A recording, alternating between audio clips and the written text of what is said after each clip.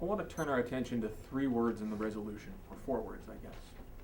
Sufficient, potential, material condition. Okay, what do these mean? Potential has to do with what a movement can turn into, what it can become, not what it is. It isn't any one thing right now. So our history has demonstrated this is a long-term movement. It's been around for 6 months already in various places doing various things.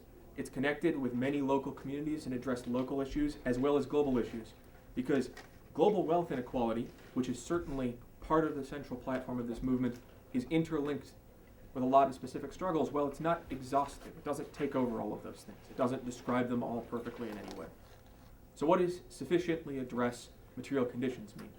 Well, when Ben in the cross-examination was talking to you about a kind of psychological or ideological difference that is experienced by people of color that is really difficult for a movement like this to address, I agree.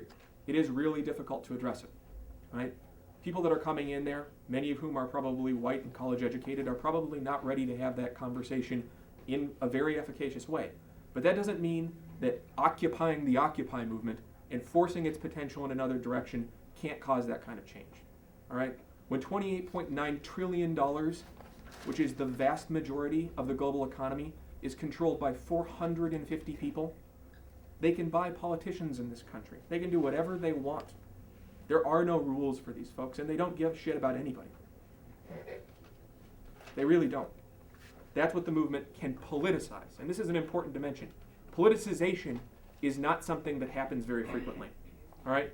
In 1215, right, when the Magna Carta got signed, it's the first written declaration of rights that happened in the European world. King John had to be held to the point of the sword by 14 people in order to be able to get it down on paper.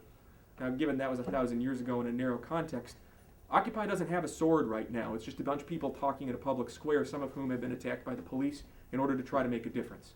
Is it colorblind? Sure, it's going to have problems. What alternative do they have? Is the status quo, the way things are right now, not pretty wretchedly colorblind? There's a lot of people turning away from the needs of this particular constituency. That's the reason why it's like this. Getting people invested in it requires face-to-face conversation. When in my cross-examination, I asked him what happens if a bunch of people came here to have a conversation about the needs of Park Heights. That's where occupancy can have an effect, because it's where people can actually communicate with one another, which would never happen. There is no avenue for it otherwise.